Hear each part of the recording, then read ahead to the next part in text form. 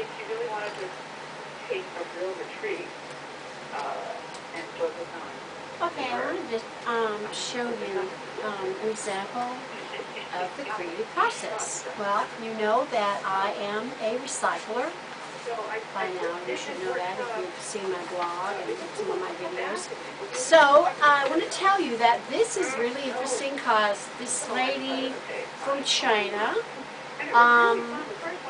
knew that too, and so she asked my husband if I would be interested in some prints from China.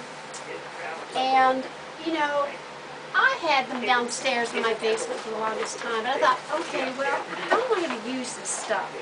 So I'm in the process of getting ready to create a project based on, well, actually, the foundation for it is a piece of watercolor paper. So I thought I would, you know, maybe cut this paper up into, you know, squares, so that I can actually use the paper, because the paper is just wonderful. You know, actually, it's really nice paper. It's not exactly watercolor, because what I discovered is when I went to what I did first of all is I wanted to show you. What I did first of all is actually this is the same thing. Is I decided to wet the paper so that I could flatten it a little bit. And then when I wet it, I discovered that instead of this actually being paper, this is fabric, and it's really cool fabric because it's silk. And so now I have this amazing silk that I can use for some of my fiber projects. And it's beautiful silk. It's actually quite beautiful. So I discovered that just by deciding to reuse or repurpose this material. Okay, so what I also did is I did, you know, wet some of the sheets, and hopefully some of them are just watercolor.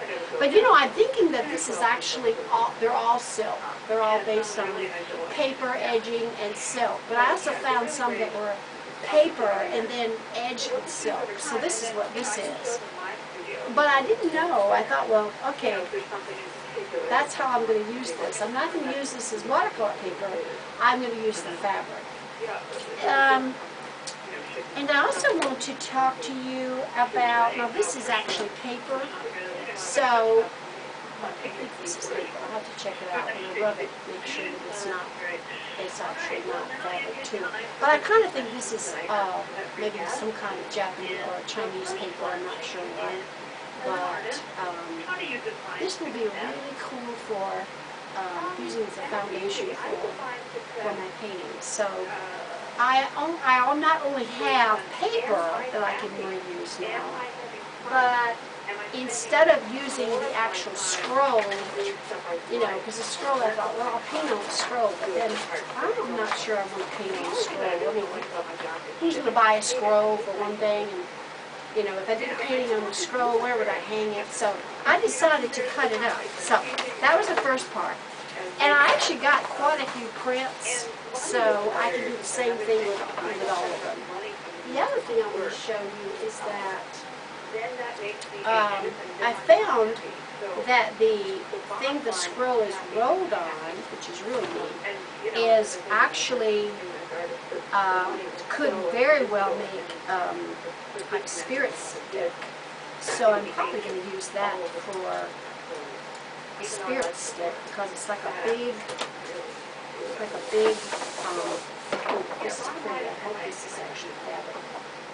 I'm not sure. Oh, I know. I think this is actually paper, and this is fabric. This is fabric. This is the paper.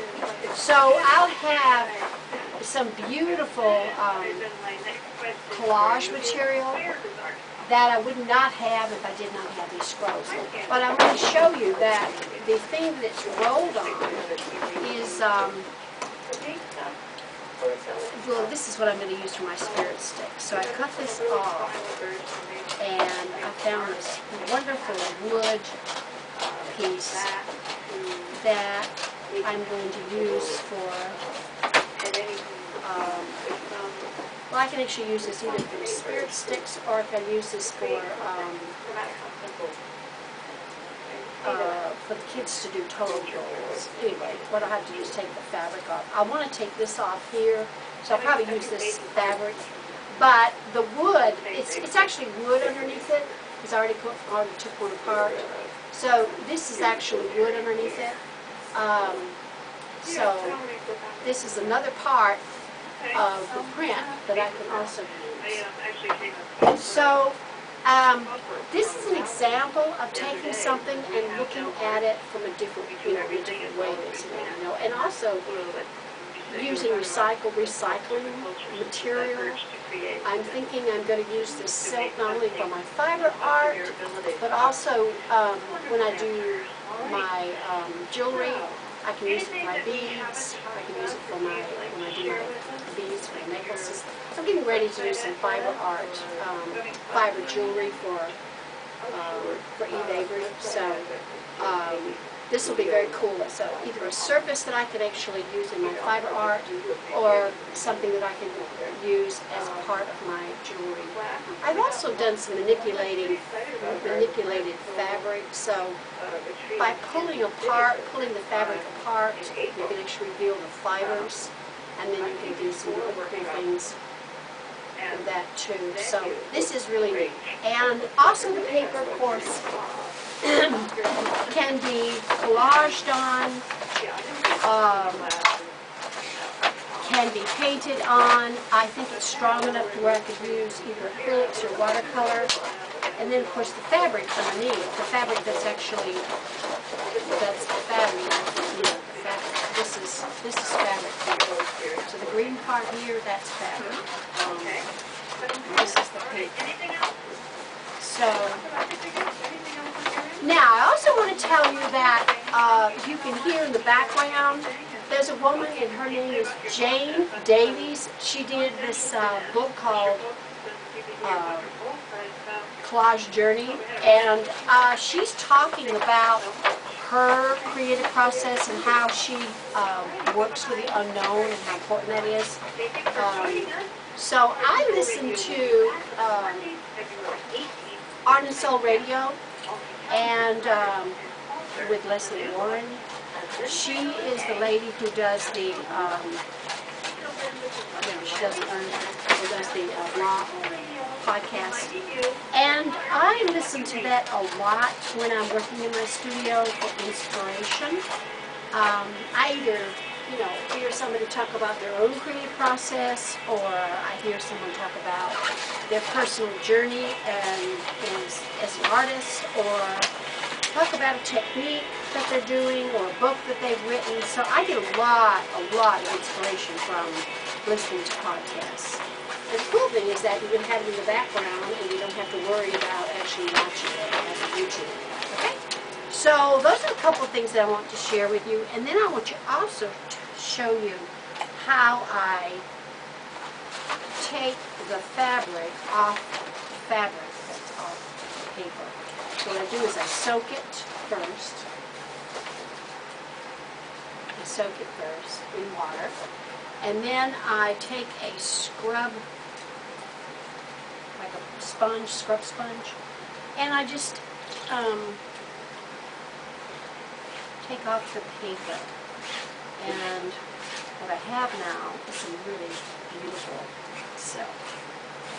And like I said, I would not have had this if I had not have just decided that I was going to use this. I didn't know that it was actually made with fabric and paper. So start looking at the things that you have, already have, and just kind of look at them in a different way, and you might find something kind of surprising. If you just start looking and start deciding that you're going to recycle what you have, you never know what you can use in your work. And here's another example. I pulled the ribbon that was the scroll was tied up with, and I found this wonderful fiber that again I can use in collage. I can use this as part of my embellishment for my jewelry. There's just lots of things I can use it for. Okay, so anyway, those are things that I wanted to share with you today on the creative process, and I will be talking to you soon.